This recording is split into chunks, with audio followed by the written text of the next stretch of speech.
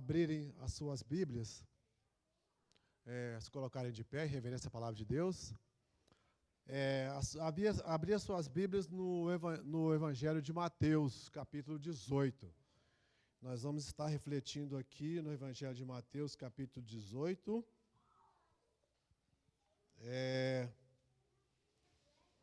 Os versículos 21 ao 35. Mateus, capítulo 18. Mateus, capítulo 18, versículo 21 ao 35. Todos acharam? Amém? Diz assim a palavra do Senhor para nós nesta manhã. Eu estou lendo aqui uma versão atualizada. Diz assim: Então Pedro, aproximando-se, lhe perguntou: Senhor, até quantas vezes meu irmão pecará contra mim, que eu lhe perdoe? Até 7 vezes? Respondeu-lhe Jesus: Não te digo até 7 vezes, mas 70 vezes 7. E Jesus continuou no versículo 23. Por isso, o reino dos céus é semelhante a um homem, a um rei, que resolveu ajustar as contas com seus servos. E passando a fazê-lo, trouxeram-lhe um que lhe devia 10.000 talentos. Não tendo ele, porém, com que pagar, ordenou o Senhor que fosse vendido ele, a mulher, os filhos e tudo quanto possuía, e que a dívida fosse paga. Então, o servo, prostrando-se reverente, rogou: Sê paciente comigo, e tudo te pagarei. E o senhor daquele servo, compadecendo-se, mandou-o embora e perdoou-lhe a dívida. Saindo, porém, aquele servo encontrou um dos seus conservos, que lhe devia 100 denários, e agarrando-o, sufocava-o, dizendo: Paga-me o que me deves. Então o seu conservo, caindo-lhe aos pés, lhe implorava: Sê paciente comigo, e te pagarei. Ele, entretanto, não quis. Antes, indo-se, o lançou na prisão, até que saudasse a dívida.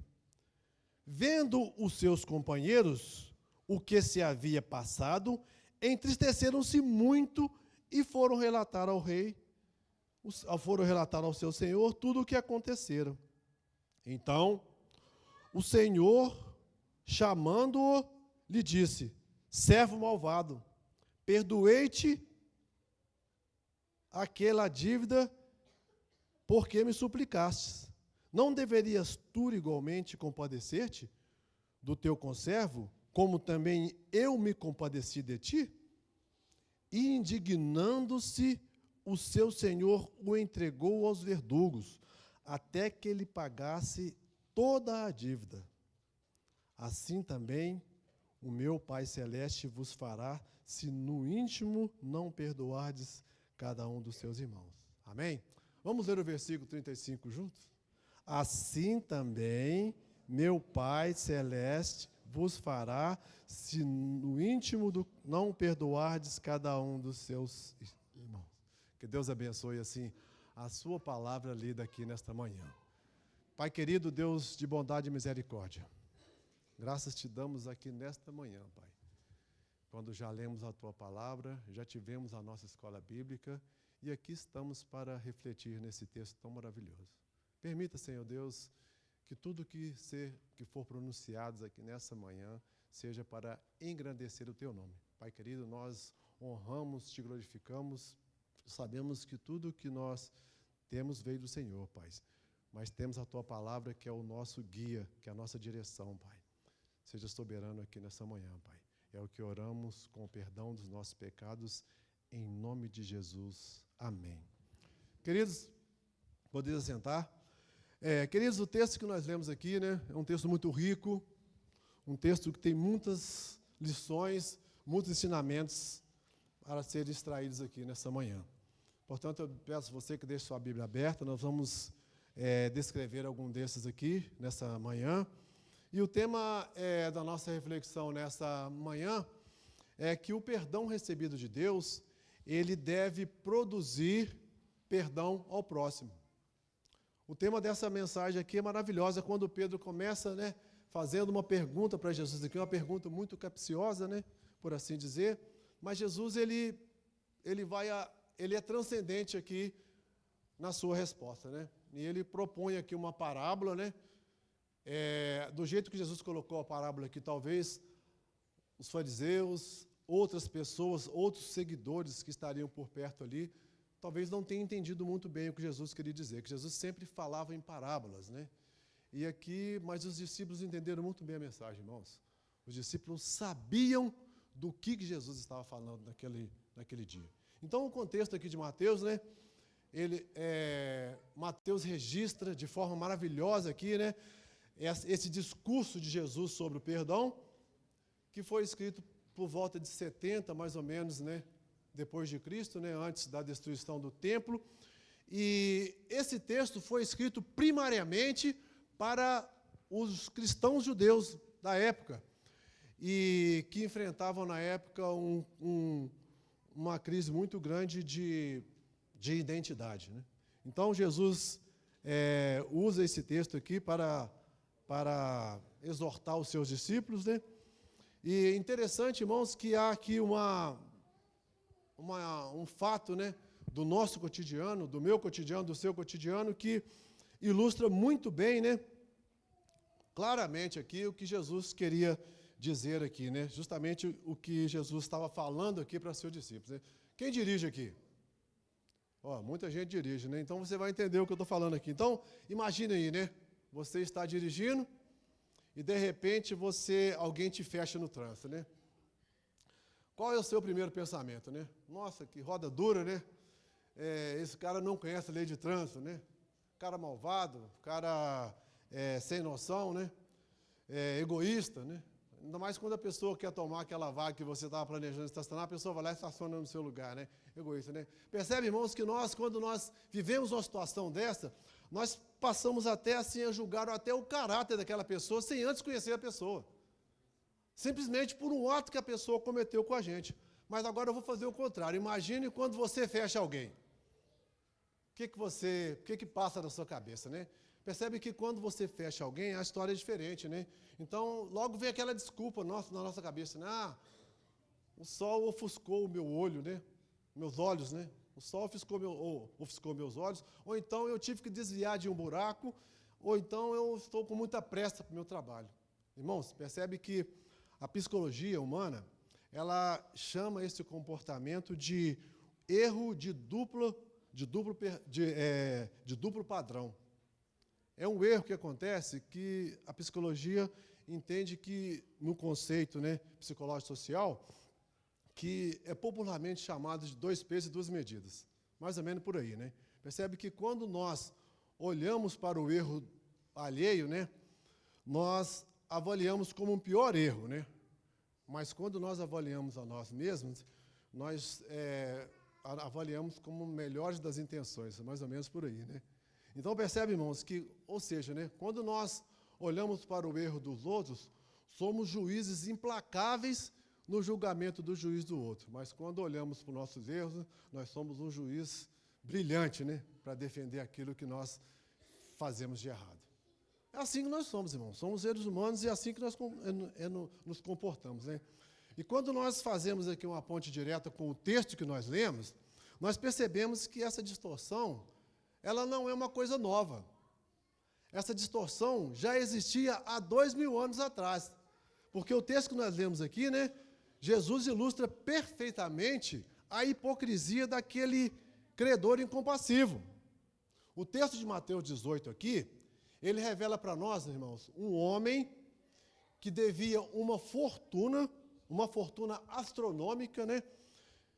Que se fosse trazer para os dias de hoje aí, seria uma coisa possivelmente na casa de bilhões, aquele homem devia, né? Uma dívida impossível de pagar, de ser paga, e ele implora por misericórdia.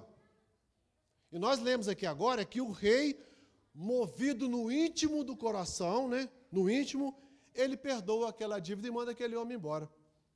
Mas o que aquele mesmo homem faz em seguida? Ele encontra um de seus conservos, que ele devia 100 denários, né? que denários é um dia de serviço, 100 denários, se fosse dividir aí, dariam 3 meses de trabalho, né?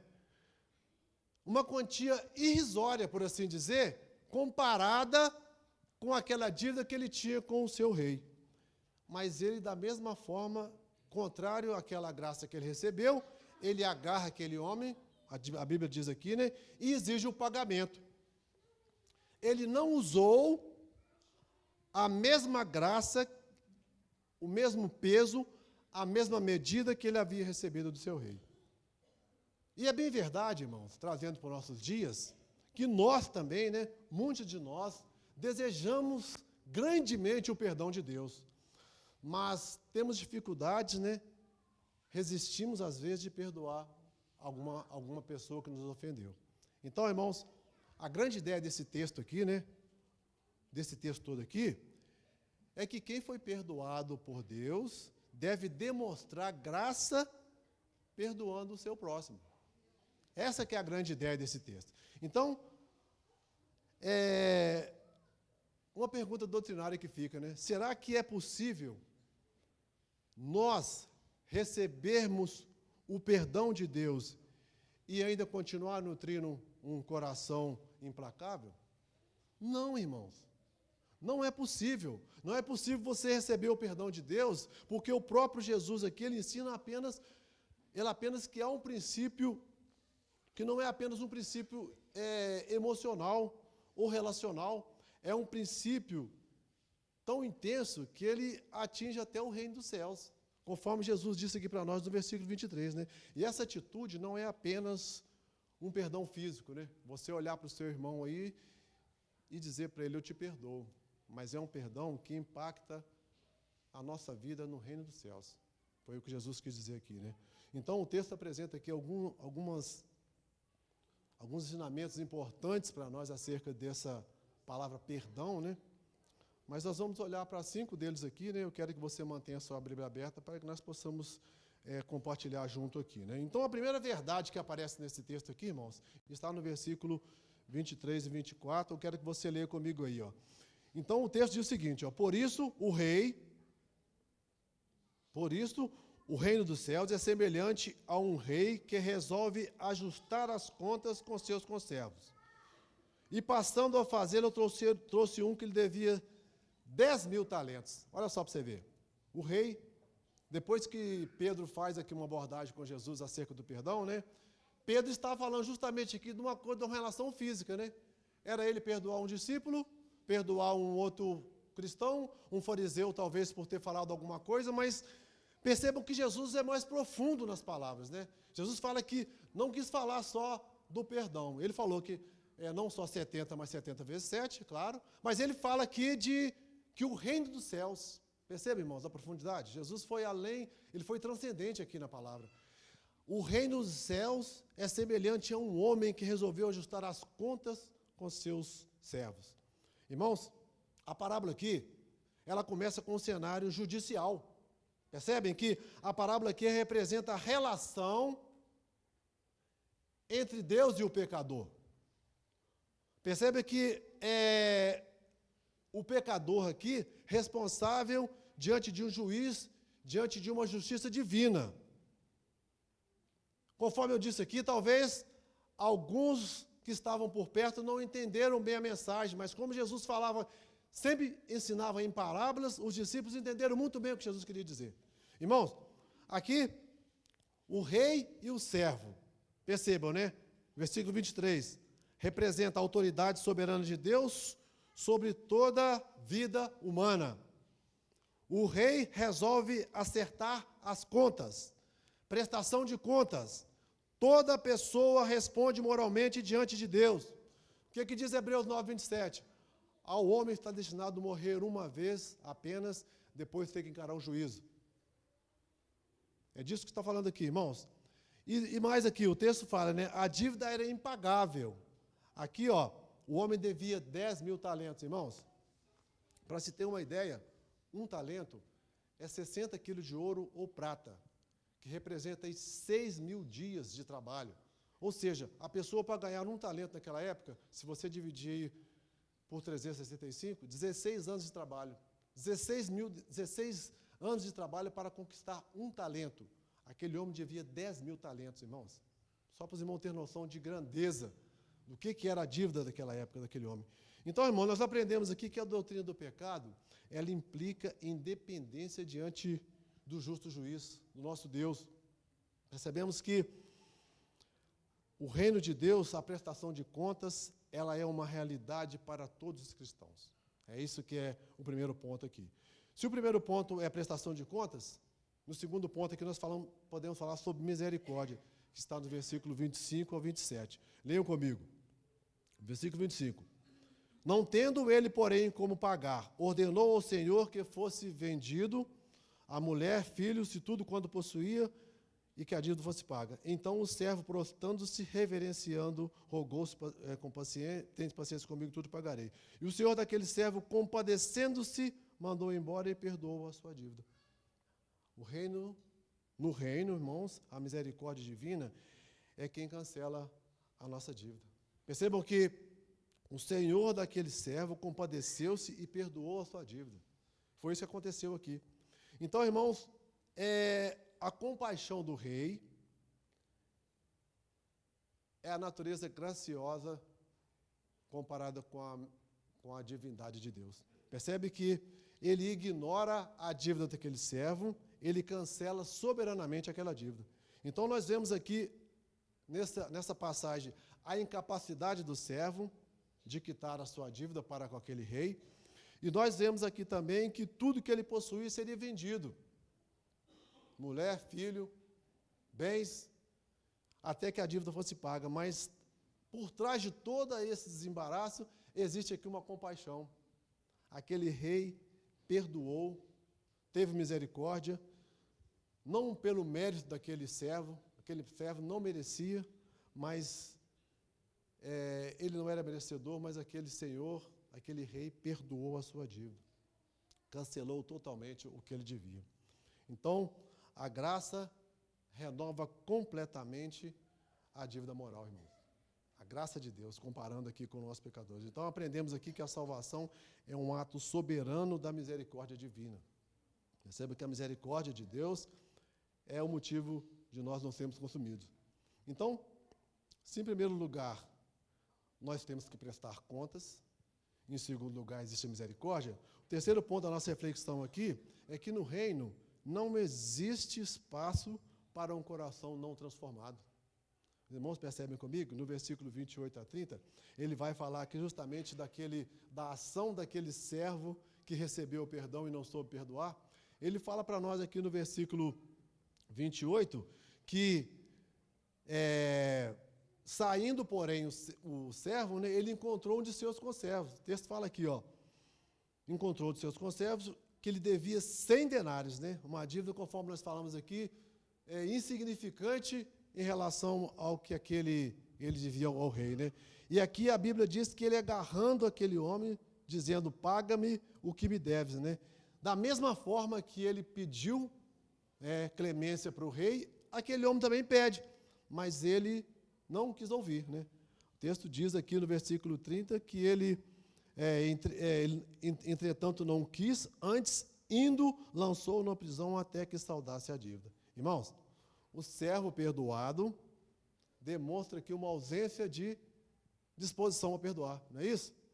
Percebe que ele preferiu agir daquela forma do que compartilhar da mesma graça que havia recebido do rei. Então, perceba aqui que há aqui uma questão de memória, o primeiro ponto aqui, né? Memória seletiva, né?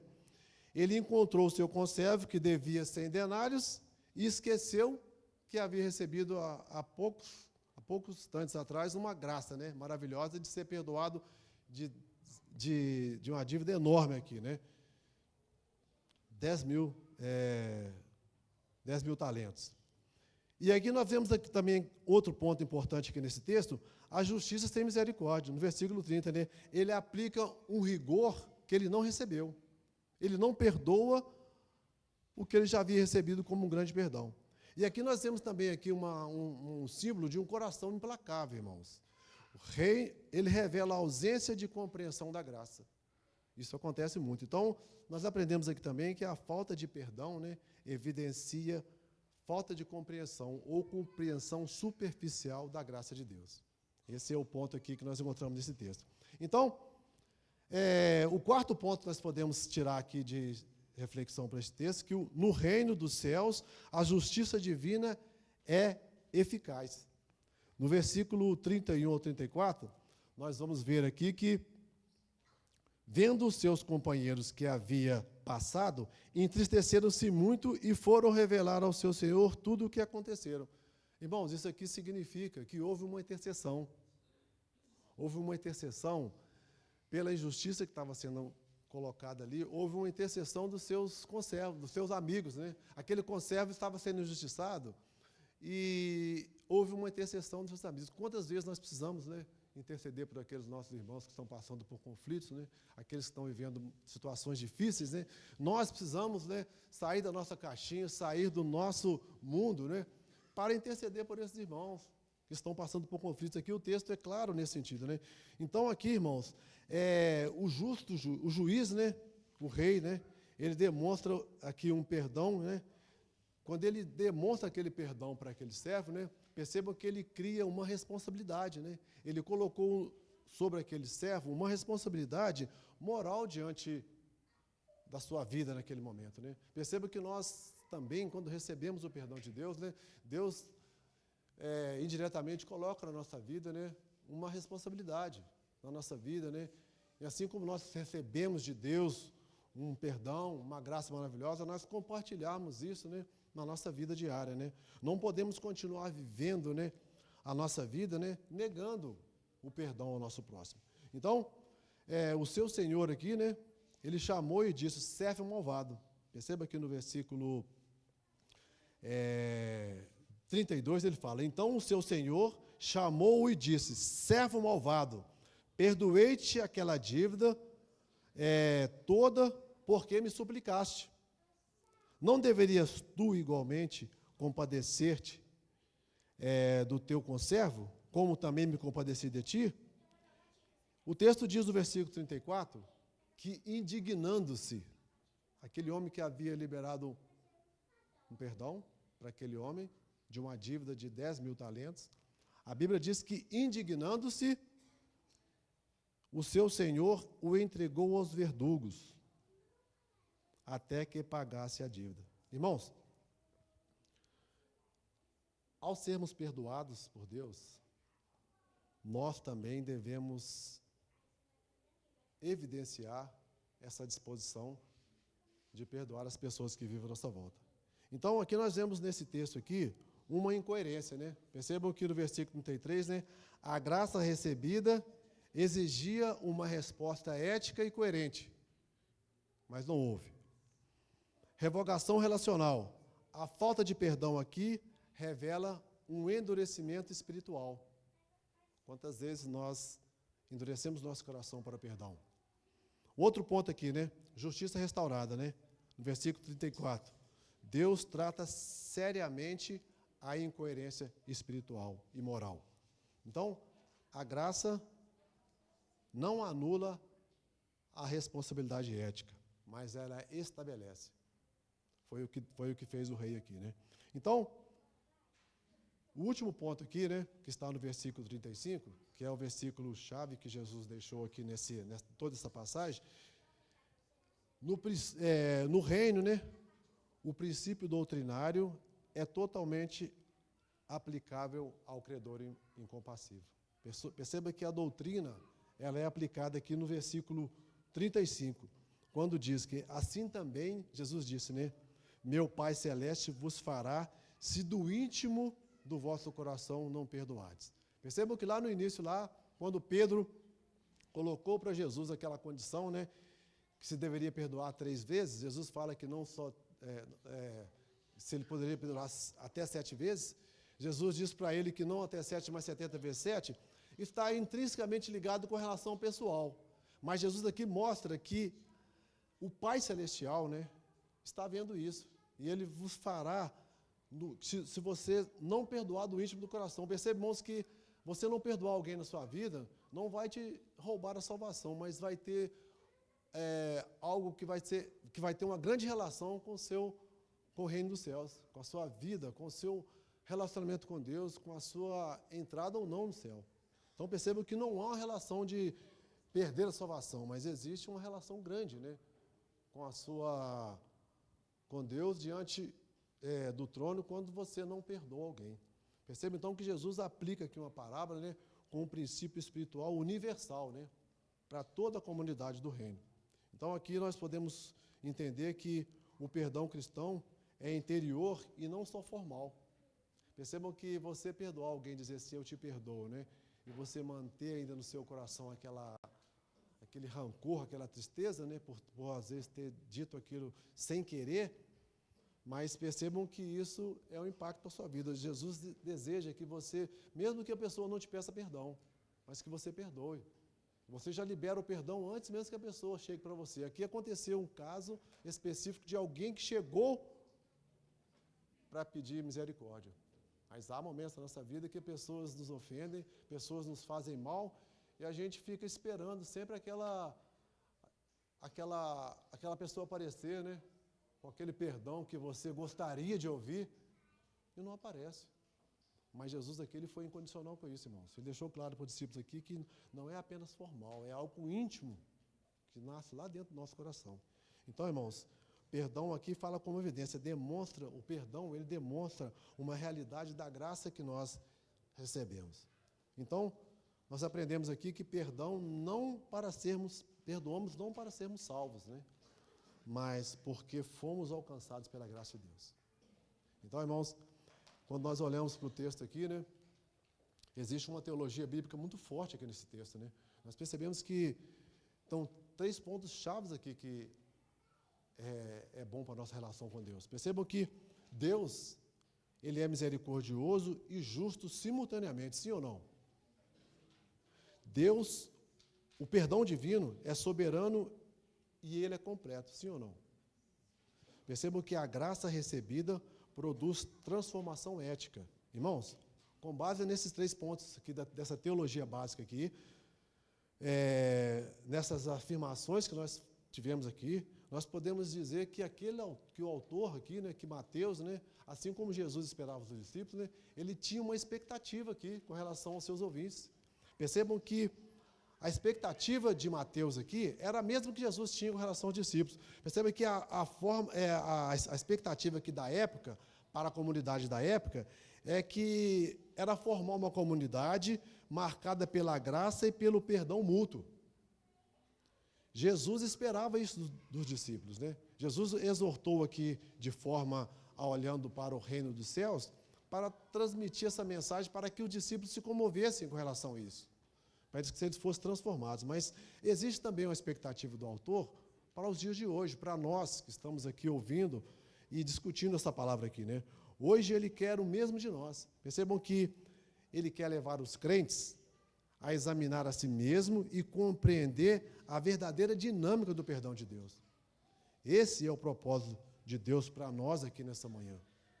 Percebam que nós precisamos olhar, irmãos, para o perdão de Deus e saber que o que Deus deseja de nós, qual que é a dinâmica de perdão que Deus exige de cada um de nós, porque Ele nos perdoou de um pecado enorme, né? Uma dívida que nós devíamos, que seria comparado com os 10.000 talentos que aquele servo devia para o seu senhor. E aí nós podemos até dar um exemplo simples aqui, né? Imagine aí na sua cabeça aí, né? 2 irmãos recebem ofensas semelhantes. Um guarda ressentimento, rompe o relacionamento. O outro lembra do perdão que recebeu e decide perdoar. Percebam que esses 2 irmãos, eles conhecem a doutrina, os 2 congregam juntos e esses 2 irmãos vivem a mesma realidade da graça de Deus. Aí eu faço a pergunta para você aqui: qual desses irmãos aqui representa a sua realidade? Não precisa responder, mas percebam que há diferença, né? Pessoas vivendo no mesmo meio, na mesma condição, um perdoa, reconhece, restabelece o relacionamento, o outro rompe o relacionamento.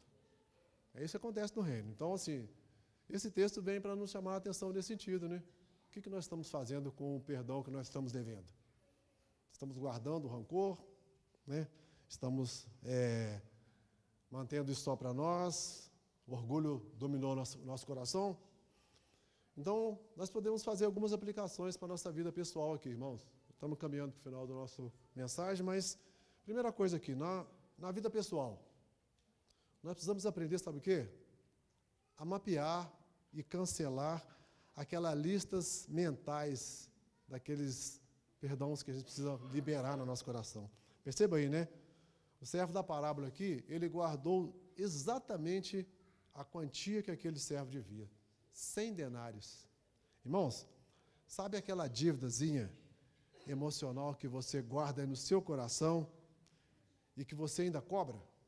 Quase todos os dias você lembra daquela dívidazinha que aquele irmãozinho te deve, né? Então, seria aquela desculpa que nunca veio, sabe? Aquela desculpa que nunca veio, aquele reconhecimento que você gostaria de receber e não recebeu ainda, sabe? Decida perdoar, irmão. Decida rasgar essa cédula, que Deus rasgou a sua cédula. Jesus rasgou a sua cédula quando Ele entregou a sua vida na cruz. Então você ainda mantém assim, fica lá aguardando, né, aquele irmãozinho chegar para você e pedir perdão, pedir desculpa. Não esquece isso, rasga isso. Decida perdoar. Decida rasgar a promissória espiritual em oração. Pede a Deus para transformar o seu coração, te dar a liberdade para você libertar desse perdão, desse pecado que você vive. E outra coisa que nós podemos trazer para a nossa vida pessoal aqui é viver na consciência do milagre recebido. O rei perdoou 10.000 talentos. Uma quantia astronômica, né, por assim dizer, né? Implacável na época. A igreja precisa também olhar diariamente para a cruz de Cristo e também aprender a perdoar. E também nós podemos olhar, aqui eu falei de duas aplicações para a vida pessoal e na vida familiar. Irmãos, existe um problema muito sério na vida familiar, principalmente no casamento. É comum cônjuges, né, guardarem mágoas de anos atrás, né, para usar como munição em discussões atuais. Percebe que exatamente o servo compassivo, ele fez isso, né? Ele cobrou do seu conservo uma dívida antiga. Nós precisamos aprender, irmãos, a libertar disso. Cobrar dívidas antigas, guardar como munição, às vezes um mal que uma pessoa te fez lá no passado, lá atrás, para você descarregar na hora que precisa, né? Está carregada aí com a sua metralhadora, né? Então, irmãos, isso também é um mal que está dentro da família, tá? É um aprendizado que nós tiramos da relação familiar. Sabe um outro ponto importante na relação familiar? É ensinar os nossos filhos a pedir perdão, né? E não só apenas aquela desculpa, né? Perdão é diferente de desculpa, irmãos. O servo da parábola se prostrou e pediu paciência, que ele pagaria. Em casa, os pais devem moldar o arrependimento com os filhos, né? Quando os pais erram com os filhos, né, os pais devem chegar e pedir perdão, né? Dessa forma, quando você pede perdão para o seu filho, né, você está ensinando e criando ali uma dinâmica bíblica da reconciliação, né? Não está apenas ensinando a etiqueta de desculpas. A gente tem que moldar isso dentro do nosso lar, irmãos. Ensinar os nossos filhos a pedir perdão. Isso é muito importante dentro do lar. E dentro da igreja, né, irmãos? O que precisa ser mudado, né? Uma aplicação para dentro da igreja, né? Ativar aqui a intercessão em vez de fofoca pelos que falham. Irmãos, outros servos viram a injustiça, conforme o texto no versículo 31, né? E tristes foram contar ao rei. Irmãos, quando nós vemos alguém passando por algum conflito, alguma dificuldade, alguma tristeza, né? Nós temos que entristecer também por isso. E temos que ir lá no Rei dos Reis, né? E pedir misericórdia também, conforme esse conservo pediu, né? O que vocês acham disso? Então, irmãos, é isso aí. E outro ponto importante dentro da igreja também, que a gente poderia tirar como aprendizado aqui, né? Criar um ambiente seguro para confissão e restauração. Irmãos, não há coisa melhor do que você saber que existe aquele irmãozinho ali com quem você pode confiar. onde você pode descarregar a sua dor, o seu problema. Saber que o servo que devia 100 denários implorou por paciência, mas encontrou um coração de pedra ali, né? Quantas vezes nós encontramos corações ainda, né? Metaforicamente de pedra, por aí, né? Então, irmãos, caminhando para o final aqui, né? Nós temos, como seres humanos, como diz a anatomia do rancor. Percebam que a nossa tendência, sabe, é justificar os nossos erros e condenar o erro do outro. Essa é a nossa natureza humana, irmãos. É comum isso. Nós guardamos a dívida que alguém nos deve na nossa mente. Nós temos essa capacidade, infelizmente. Dessa forma, nós nos tornamos como servo incompassivo aqui da parábola de Jesus aqui. Toda vez que exigimos desculpas perfeitas das pessoas, né? Mas nós, às vezes, pedimos desculpa de qualquer jeito, né? Para pedir desculpa, nós pedimos de qualquer jeito, mas exigimos dos outros, né, uma desculpa perfeita. Mas lembre, né, irmão? Lembre você agora na sua mente que nós temos a dificuldade de perdoar porque nós queremos cobrar cada centavo, né, de dor que as pessoas nos causam. E esquecemos, né, dos bilhões, né, dos 10 mil talentos que Deus nos cancelou da nossa dívida, né? Que Ele cancelou da nossa história, da nossa caminhada até aqui, né? Percebe, irmão, então, que fica um desafio para nós aqui nessa manhã, né? Quem foi perdoado, muito perdoa, amém? Quem foi perdoado, muito perdoa. Então, irmãos, fica essa reflexão para nós aqui nessa manhã.